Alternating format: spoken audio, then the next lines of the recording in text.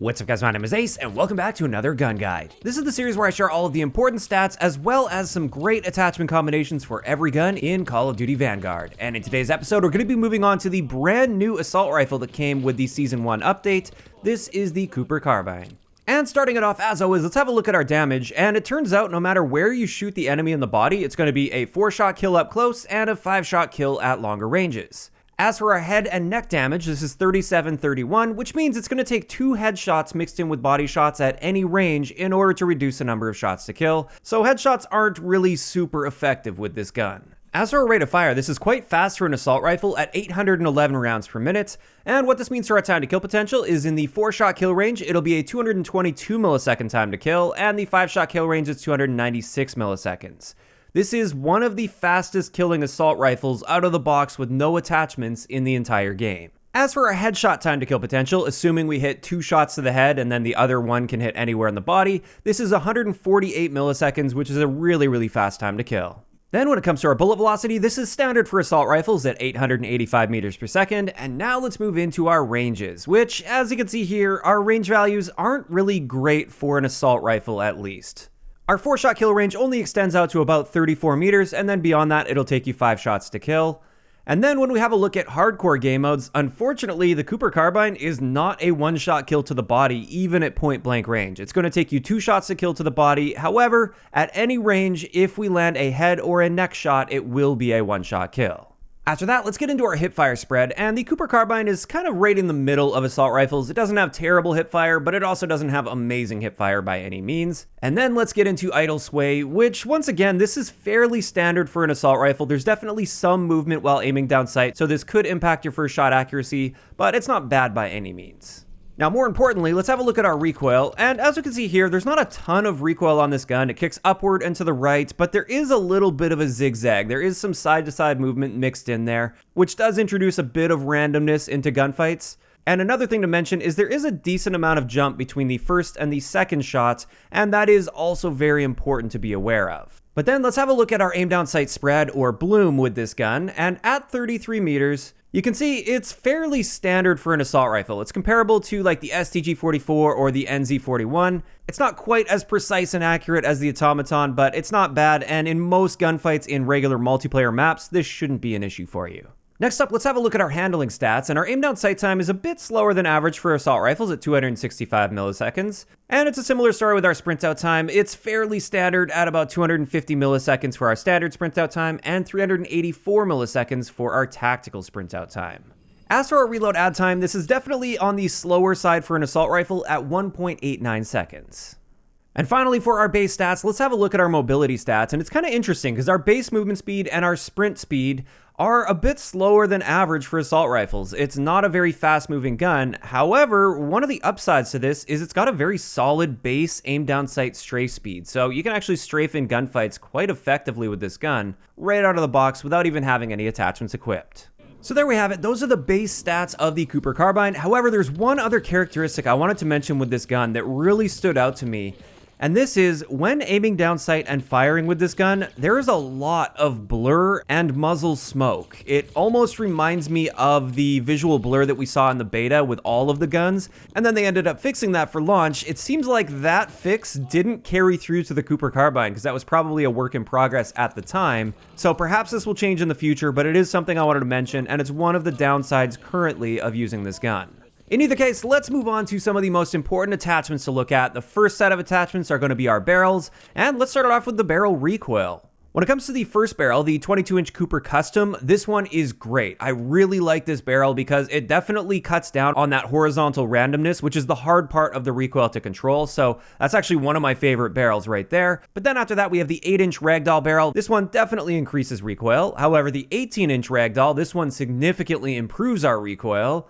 And then finally, with the 14-inch Gracie Rapid, this one massively increases our recoil. And just looking at that, I probably wouldn't want to be using this barrel. But that's not the whole story. Let's have a look at how these barrels will impact our ranges as well. And it is worth noting, with this gun, none of the barrels will change the number of shots to kill. They actually don't change our damage values. They're only changing our rate of fire and ranges. And the only one that actually impacts our range is the 18-inch ragdoll barrel. So with that in mind, let's dive a bit deeper into each of these individually. With the first barrel, that Cooper Custom, this one increases your rate of fire to 857 rounds per minute, and this means our new time to kill potential is 210 milliseconds in the 4-shot kill range and 280 milliseconds in the 5-shot kill range.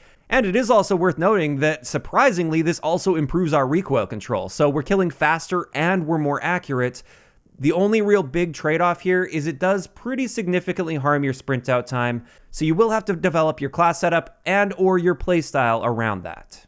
As for the second one, this is the 8-inch ragdoll barrel, and this kind of does the opposite. This reduces our fire rate, which also harms our time to kill potential, and if you guys remember, this increases recoil.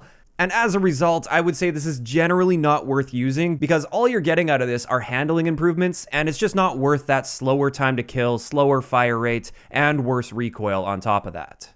As for the third barrel, this is the 18-inch ragdoll barrel, which is the one that massively improves our recoil. This one also really harms our rate of fire more than any of the other attachments, and therefore this also very noticeably harms our time to kill potential. Our time to kill potential in the 4-shot kill range is now 264 milliseconds, which is no longer really all that competitive in this particular game. So I would say with this one, if you're just going for like pure accuracy at super long ranges, sure, it's an okay choice, but beyond that, I definitely would stay away from this barrel.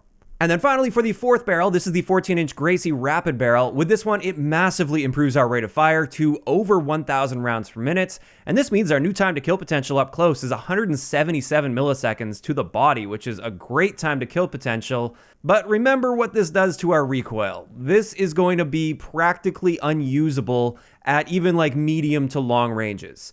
If you want to treat this like an SMG and just play up close and personal, this could be great for you, but it definitely destroys any versatility that this gun would have. And that right there is going to wrap it up for the barrels. Now let's move on to the different magazine attachments, and we'll start it off with recoil. And as you can see here, if you're using any of the 30 carbine magazines, you are going to get an increase to your recoil, not only the vertical magnitude of the recoil, but there is also more of that side-to-side bounce and jump with it, which makes it generally more difficult to control. And then you can see if you're using 9mm, that really significantly improves your recoil control here. However, this is just one part of the picture. We need to see more information.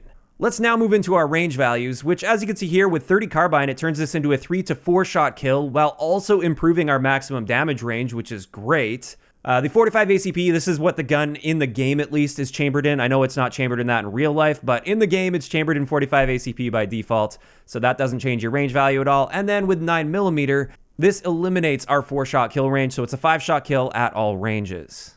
And diving a bit deeper into the details of these, with 30 carbine, like I said, this turns it into a 3 to 4 shot kill. However, it does also reduce our rate of fire by a noticeable margin. And what this means for our time to kill potential is up close, we're killing at 166 milliseconds anywhere in the body. You can even be shooting them in the toe and you're still going to get 166 millisecond time to kill up close, which is incredible. It also improves our ranges. However, we do have to remember it harms our recoil at least a little bit, and therefore it does take some of the versatility out of this gun. I still consider this to be an amazing choice though, and I highly recommend it. As for 9mm on the other hand, like we saw, this now turns it into a 5 to 5 shot kill, so no more 4-shot kill potential. However, our rate of fire is increased, and what this means is in our maximum damage range, since it's taking an extra shot to kill, we're going to be killing noticeably slower at 276 milliseconds. This is not a very competitive time to kill. But then at longer ranges, since it's still got a 5-shot kill potential, as long as every bullet hits the torso, we technically do have a faster time to kill potential, but it's not very likely you're going to hit all 5 shots to the torso in a row at longer ranges. And as a result, I would just say stay far away from 9mm rounds on this. It's likely going to be hurting you far more than it will ever help you. And with that, let's finally move into the best attachment combinations that I have found so far with this gun. And the first one I want to talk about is one that's great as you're leveling up. If you haven't leveled up a ton of attachments, you can at least copy a bunch of the attachments on this build and have a great setup on your hands. With this, the highlights are the Cooper Custom Barrel, the SMLE Pistol Grip. This is the one that we really need to get our sprint out time back under control because of that Cooper Custom Barrel. Also, the first stock attachment we unlocked, this one is incredible. I highly recommend this. And you will notice I'm also using Vital as a proficiency. This is unlocked a little bit later on. If you don't have this unlocked, just use the tight grip proficiency. You're still gonna have a great gun on your hands. But once you get Vital, I would recommend putting it on this particular build. So with this, we can get a 3-shot kill in our maximum damage range as long as 2 of those shots hit the upper torso, which is pretty reasonable considering the fact that this is a very accurate build. It's super easy to control this even at longer ranges, and what this means is our time to kill potential with those vital shots is going to be 140 milliseconds up close, which is insanely fast for this game, and then even at our longer ranges, or if we don't hit those upper torso shots, it's 210 milliseconds, which is still a very competitive time to kill. So this one right here, I consider this to be a really highly versatile build because it also has pretty solid handling stats, and it's just a great all-arounder to be using. As for the second one though, this one is all about consistency, and I would actually prefer using this particular build over the previous one. So with this, it's going to be a 3 to 4 shot kill anywhere in the body. Doesn't matter if you shoot them in the toe or the chest, it's still a 3 to 4 shot kill. Because we're using those 30 carbine 45 round magazines, we are still using a lot of the same other attachments simply because they are the best for this gun. So like the Cooper Custom barrel, I love that barrel, but it hurts your sprint out time, so I like using the SMLE pistol grip to compensate for that. And then once again, we are using that first stock attachment, the Cooper 45 RS. And then for our proficiency, we're using tight grip. This one actually managed to be extremely accurate as well, and that's why I call this a very consistent build. It doesn't have the fastest handling stats out there. I wouldn't be rushing around like a madman with this, but you can be reasonably aggressive if you just keep in mind your aim down sight and sprint out times are a bit on the slower side. Outside of that though, this is an amazingly consistent and versatile setup. And with that, that's going to wrap it up for today's episode on the Cooper Carbine. As for my thoughts and opinions on this gun, I honestly think this may be the best overall gun in the entire game. Most of the guns in this game rely pretty heavily on a lot of the later unlocked attachments, whereas this gun, right out of the box, is competitive. Even if you just have a small handful of attachments that you initially unlocked, this gun can absolutely hold its own. It's incredibly accurate, incredibly easy to use. The time to kill out of the box is very good as well. There's just very little downside to using this gun, and I highly recommend using it if you haven't already. Now, of course, this is just my opinion on it. I'd like to hear from you guys in the comment section below. What do you think of the Cooper Carbine in Call of Duty Vanguard so far? Do you agree with me? Do you think this is one of the best guns, if not the best gun in the entire game? Or do you think I'm overhyping it a little and it's not actually that great? Just let me know all of those thoughts down below. Also, if you guys have missed any of the previous episodes, I will of course leave a link to the playlist in the description down below. If you enjoyed the video, a like rating is always appreciated, and don't forget to subscribe for more if you haven't already. I'll talk to you guys next time.